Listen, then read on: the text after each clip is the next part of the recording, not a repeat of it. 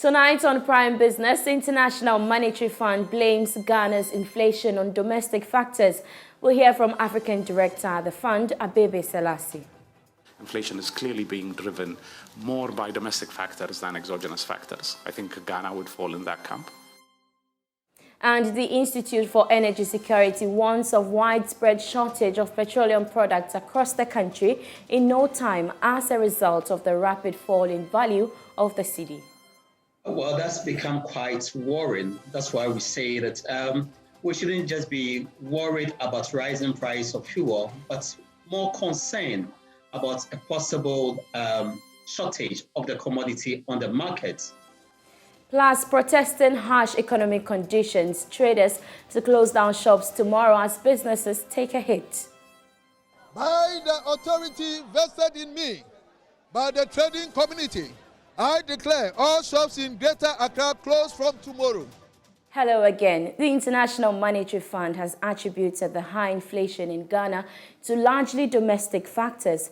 This dismisses the argument that inflation in the country is due to external factors such as Russian-Ukraine crisis, which has pushed prices of some foodstuffs, particularly wheat and cereals, up. In a press conference at the recent IMF World Bank Spring meetings, African Director at the fund, Abebe Selassie, said its analysis showed that inflation is driven more by domestic factors rather than exogenous factors. There are always trade-offs when you're doing, policy calibration. And so in our regional economic outlook, we are very careful to flag that there are some countries where inflation is clearly being driven more by domestic factors than exogenous factors. I think Ghana would fall in that camp. But there are also quite a lot of other countries where the inflation we're seeing is more imported inflation, so the scope, the ability of monetary policy to address that is limited. So again, it depends on country-specific circumstances and also on time. And then lastly, particularly with monetary policy above everything else, it is an area where the calibration of monetary policy has to be always agile. Why? Because the conditions that affect inflation are always changing. Exchange rates are moving, commodity prices are moving. So it's an area where calibration has to be very looked at again and again and again. As the months proceed. That's why central bankers say you have to be forward-looking, data-driven. So our advice is also very much subject to those considerations. Meanwhile, senior finance lecturer at the University of Cape Coast Business School, Seyram Kawo, believes the IMF's outcome might not be the reality. He spoke earlier on Business Live. The issues that we have are both ways. We have domestic factors that are driving inflation, and then we have external factors that affect inflation that we have in our country. And so we in Ghana are looking at the two issues. The IMF is telling us that the factors that affect inflation are mainly driven by domestic factors alone might not be the reality. The reality we find is that we are import dependency, and for that matter, the exchange rate is affecting a lot of the things that we import. Our fuel prices, most of the things that we use in treating our water and electricity and all those things are imported. And so the exchange rate is affecting that. And then mostly we have the domestic factors that affect the things that we do. When there is printing of money, affect prices. Prices automatically goes up. And for that reason, we are seeing the effect on our prices of things that we have in our country currently. Then recently we have the Bank of Ghana financing the government through the printing of currency, which they came out to deny. Later they accepted that particular fact. Once you are doing that, it's going to drive prices up. We also have other issues where we do not actually have control over our currency. And so we allow things to happen in our country. People sell in dollars, people trade in dollars. And we allow the companies, external companies that come into our country, to take their profits out of the country. And due to speculations, most of this will have a very difficult impact on our economy. Now, away from that, the Institute for Energy Security is warning of widespread shortage of petroleum products across the country in no time. It says the rapid fall in the value of the local currency, which is causing a shortage of dollars and the erosion of some working capital of the bulk oil distributors, will account for this. Nana Moise is Executive Director of the Institute. To the extent that the bulk distribution companies are struggling to get the required amount of dollars to import these commodities, being the diesel, petrol, LPG, and the others, becomes a cause for concern because we are basically importing countries, and these commodities are procured in dollar terms. If you don't have the dollars, then of course you cannot import. Well, that's become quite worrying. That's why we say that we shouldn't just be worried about rising price of fuel, but more concerned about a possible shortage of the commodity on the market. We expect government to find possible ways to manage the free fall of Ghanaian cedi because it's impacting negatively on the business of these importers and the oil marketing companies. For the international price, of course, we cannot count on BOST to give us any strategic fuel stock to support any supply or international price risk. So our best bet is to get government to manage the free fall of the Ghanaian cedi. Well, earlier today, the Ghana Union of Traders Association, GUTA, organized a press conference ahead of the closure of shops tomorrow in protest of harsh economic conditions. Let's hear from the president, Dr. Joseph Obeng. Simplify and make our tax system uniform and affordable in order to make compliance easy for businesses. The business community is open for all necessary discussions towards finding lasting solutions to these alarming situations. Now, as we speak, the exchange rate is around 13 Ghana cedis to the dollar, whilst we started the year with a rate of 6.2.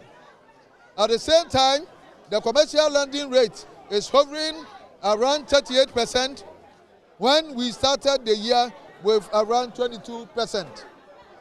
It is obvious that we cannot contain this any longer, as it is increasingly getting unbearable.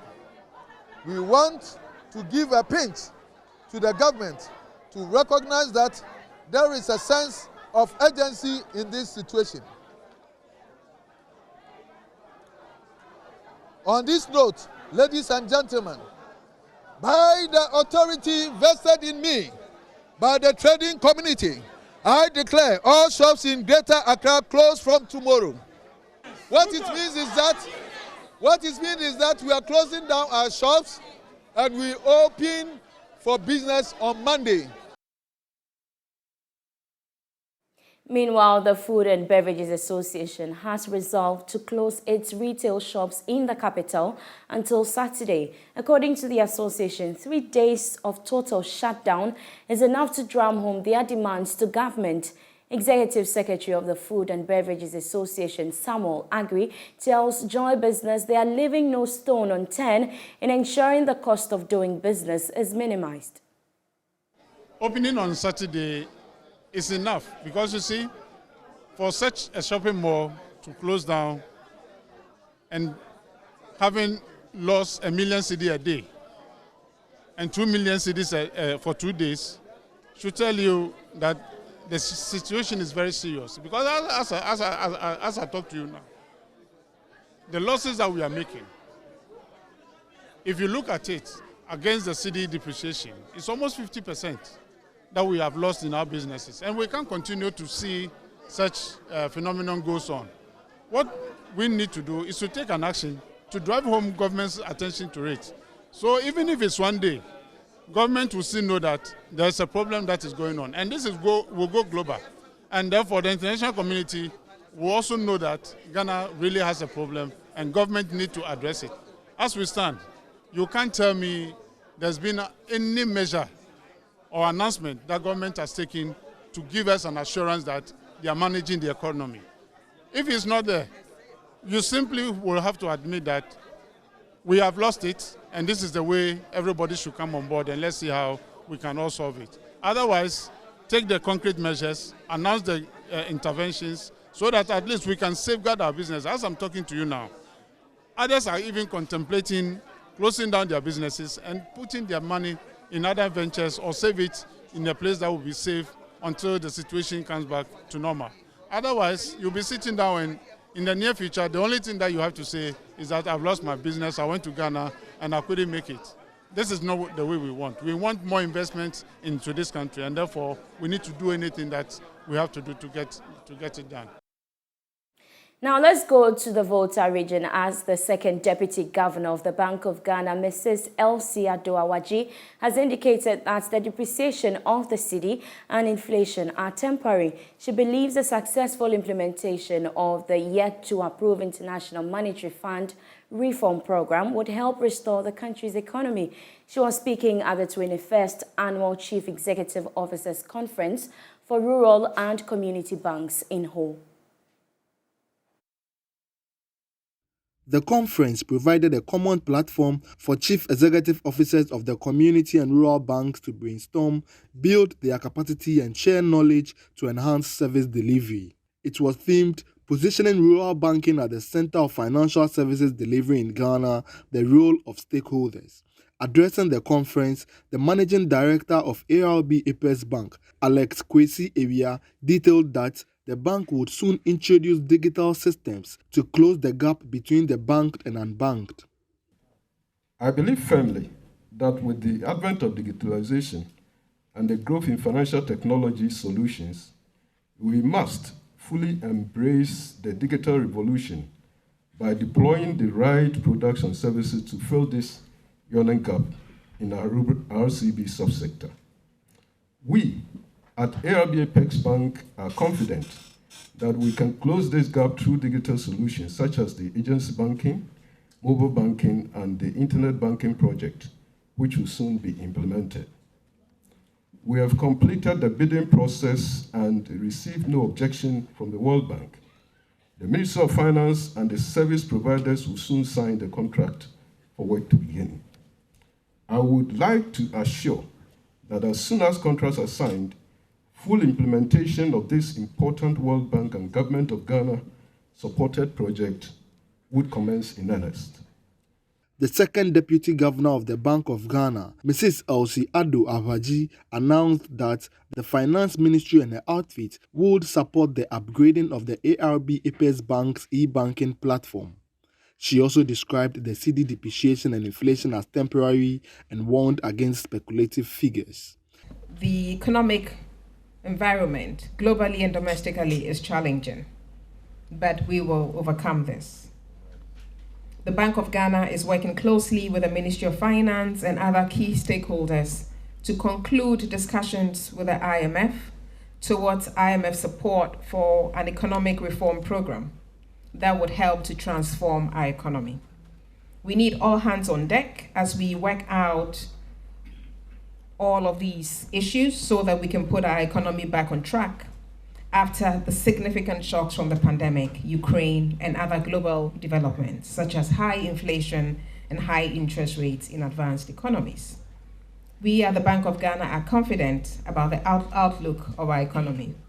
The current high inflation and cedi depreciation are temporary, and we must avoid speculative behavior that only works against attaining stability sooner.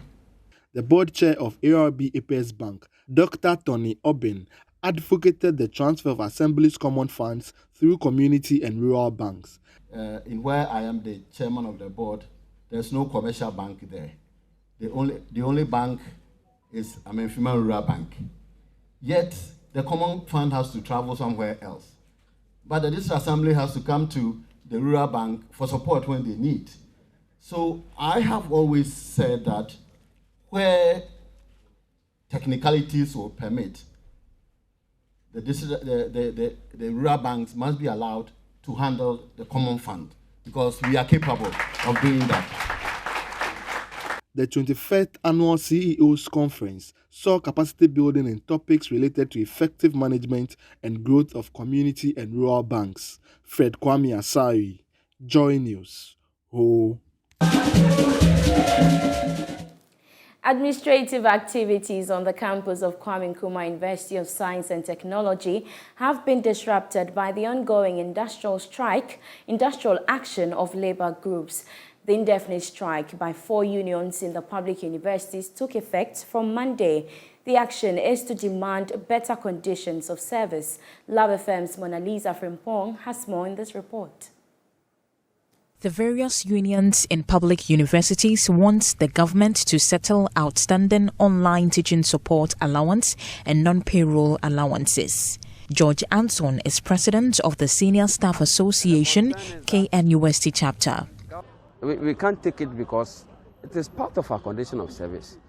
And the fuel allowance, the off-campus and the vehicle maintenance allowance use one formula. And that formula is the ex-pump price of fuel. So once you increase one, it affects everything.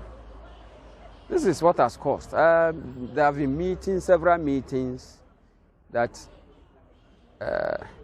we sat with government for them to restore the increment that they have removed. But all to no avail.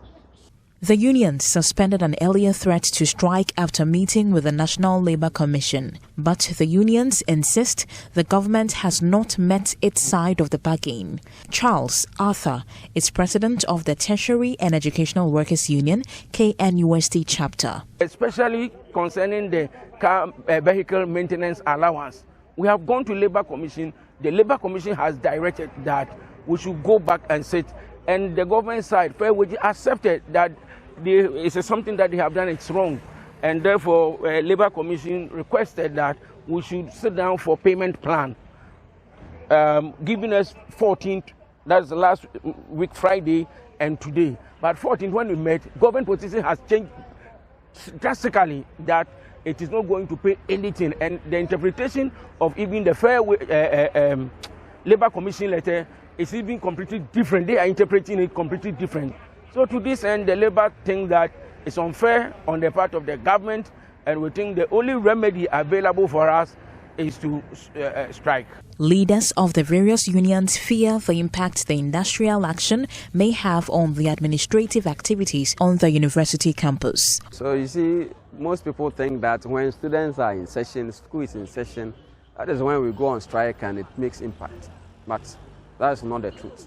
Because when students vacate, we still work. And there are some of the administrative works that we do that people don't even see that we do. One is admissions. It's a concerted effort. You understand? It's a concerted strike. So it will affect everything that the university do. So on our part, Tertiary Education Workers Union of Ghana, TUGH, for us, when you go to the university library, the security, the maintenance, part of the hospital, and part of the offices of the university, even the vice chancellors of the registrar's office, our members are there. And the withdrawal of all these members will affect the running of that particular system in the university. Security is not going to work. And of course, we all know the implications of if security is not at work, its attendant consequence. We need not to say it for public interest. You understand? Equally, the drivers are not also moving. If the drivers are not moving, then what happened? You understand? It's over. And then one major area is the sanitary. The sanitary is not going anywhere. So our refuse and then the gutters and other things are all choked. Until and unless we come back. For Joy News, Mona Lisa Frimpong reporting. Now, the Deputy Minister of Justice and Attorney General Diana Asunabadapa has underscored the need for the general public to be sensitized on their human rights in their line of work. According to her, educating the public on their rights and privileges is the first step to combating indecent labor and other business-related human rights violation. She has been speaking at the first Business and Human Rights Forum organized by the African Union. The Business and Human Rights Forum is a platform organized by the African Union in collaboration with relevant UN agencies and other development partners to promote sustainable development rights on the continent. Speaking at the forum, the Deputy Minister for Justice and Attorney General, Honorable Diana Asunabadapa, said educating the public on their rights and privileges is the first step in combating indecent labor and other business-related human rights challenges. She further stated that a national action plan which will ensure a sustainable working environment is expected to be launched by the close of the year. And I keep saying these rights have been there even from the time our 1990 Constitution came into force. So we need to be aware. Secondly, as businesses, we need to be aware that now employers, customers are aware. So it starts as a trigger chain for everyone, I dare say. Once we become aware of our rights, we insist and demand of businesses to do the needful. Now, once businesses also become aware of this advocacy for business and human rights, then they will order their affairs accordingly. Of course, some have said that even within your supply chain, you should not be passive as a business. You should be active in ensuring that even your suppliers, you are not getting goods or products, raw materials from places where there is forced labor, where there is child labor, etc. So for me, the greatest step that needs to be taken is a sensitization and awareness by you and I. And then it goes all the way to businesses, and then there is enforcement at the higher level. The Commissioner for Political Affairs, Peace and Security of the African Union Commission, His Excellency Ambassador Bankole Adeoye, highlighted the need for stakeholder engagement, saying such engagement will enrich the AU draft policy on business and human rights. Let me at the outset underscore the importance of this event by indicating that it's not only timely but also appropriate in the sense that it will contribute to the effort of the African Union to popularize and build support for the AU draft policy on business and human rights, and to draw support for its adoption by AU member states. This event will contribute to Africa's effort to create awareness on business and human rights among various stakeholders, including business enterprises, and to ensure that all member states are fully engaged in its implementation, guided by UN guiding principle on business and human rights. You may recall that currently there is no one comprehensive policy instrument on business and human rights in Africa. Also, there is no continental platform for exchanges, experience and technical assistance and support program on business and human rights across Africa, while the continent still continues to experience human and people's rights violations related to business operations. The Business and Human Rights Forum, which was hosted in Ghana, is the first of many platforms created to engage African leaders and policymakers on the need to protect human rights and ensure a sustainable working environment. The Chief Executive Officer of Invest I Capital, Nana Osai Adodankwa, has stressed the need to intensify education on wealth creation, especially among the youth. He made this call at an event organized by the Financial Awareness Foundation to educate the youth on the concept of wealth creation and the need to understand how financial markets operate. Here's a report. The event, which was organized by the Financial Awareness Foundation under the auspices of University of Ghana Business School, is meant to educate the youth on the need to invest and inculcate prudent money management culture in them. Highlighting the need to intensify education on wealth creation, Chief Executive Officer of Invest I Capital, Nana Osai Adodankwa, said teaching the youth how to work towards a financial goal is the right way to safeguard their future. Wealth creation is important because, as the old adage has it, if you plan to If you fail to plan, you plan to fail. And everything that you need or you want to do in this life, you ought to plan towards it. You can't wish yourself to riches. You have to plan and work dedicatedly towards it.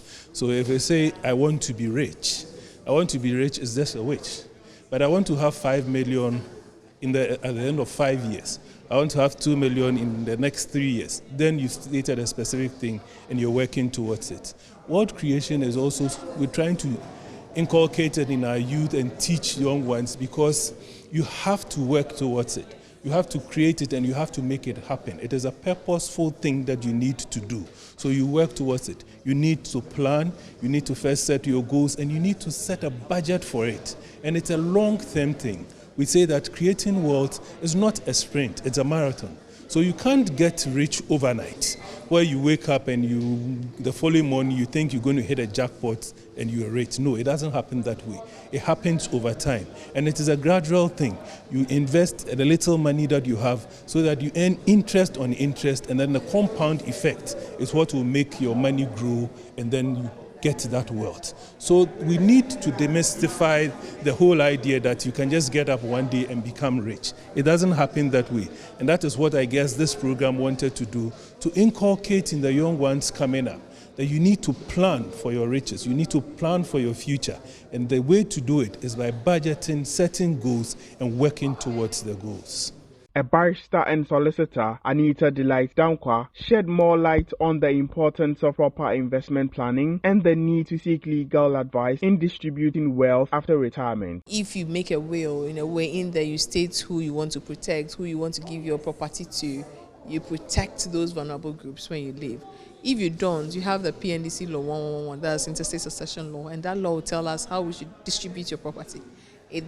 We don't care how you would have wanted it, but we are going to distribute it as the law requires, which means that your family, your spouse, your children, your parents, and then your family successor will be the ones who share your property. So it's possible that you didn't even want to give any of these people any of your properties, but because you didn't plan for it, you didn't put in place the structures, now we are going to share the property for you. And how we want to do it, we do it. The event was organized under the theme Wealth Creation and Management Beyond Retirement, Philanthropy, a channel to impact lives far and near. And that's how we end business here on Joy News Prime with me, Beverly Broohm.